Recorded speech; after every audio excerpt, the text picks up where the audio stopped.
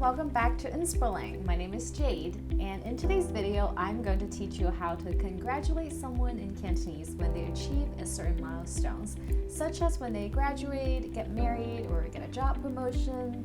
Let's get started. Congratulations. 恭喜,恭喜. Congratulations to the class of 2025. 恭喜2025年嘅畢業生。恭喜2025年嘅畢業生。Congratulations on your outstanding achievement. 恭喜你獲得傑出嘅成就。恭喜你獲得傑出嘅成就。Happy first day of work. 開工大吉，開工大吉。Congrats on your new start.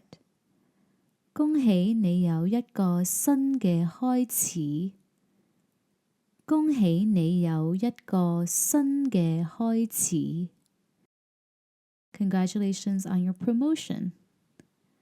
恭喜你升職，恭喜你升職。Congrats on getting a pay raise. 恭喜你加人工，恭喜你加人工。Congrats on closing the house. 恭喜你順利收樓，恭喜你順利收樓。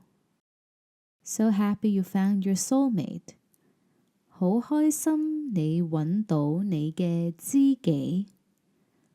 好開心你揾到你嘅知己。Wishing you both a lifetime of love and happiness together. 祝你哋兩個白頭到老。祝你哋兩個白頭到老。Here's to the happy couple. Cheers. 為呢對幸福嘅情侶飲杯。為呢對幸福嘅情侶飲杯。May your marriage be filled with endless joy. 祝你哋嘅婚姻美滿。祝你哋嘅婚姻美滿。I wish the bride and the groom the very best.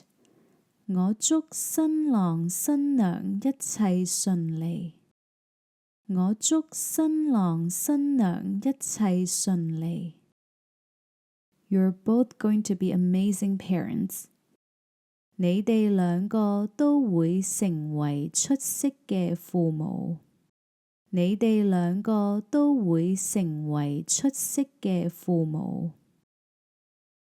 Wishing you a safe and healthy delivery. 祝你分娩順利。祝你分娩順利。Congratulations on your healthy baby. 恭喜你生咗個健康嘅 BB。恭喜你生咗個健康嘅 BB。Welcome to the world, little one. 歡迎嚟到呢個世界，小朋友。歡迎嚟到呢個世界，小朋友。Thanks again for watching. Don't forget to click like and subscribe if you like my video. If you would like more Chinese learning contents from me, please visit inspirlang.com for more. I hope to see you again in my next video. Bye bye!